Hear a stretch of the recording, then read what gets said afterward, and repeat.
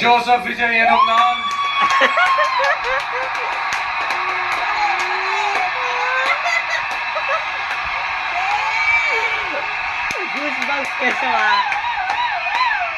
சட்டப்படி அமைக்கப்பெற்ற இந்திய அரசியல் அமைப்பின்பால்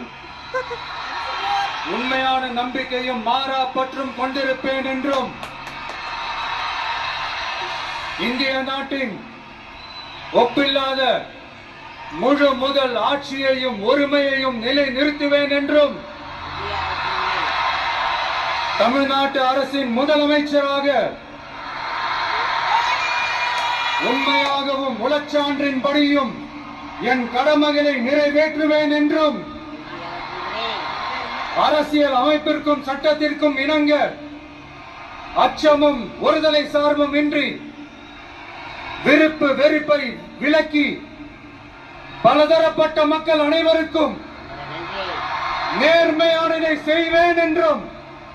ஆண்டவன் மீது ஆணையிட்டு உறுதிமொழிகிறேன்.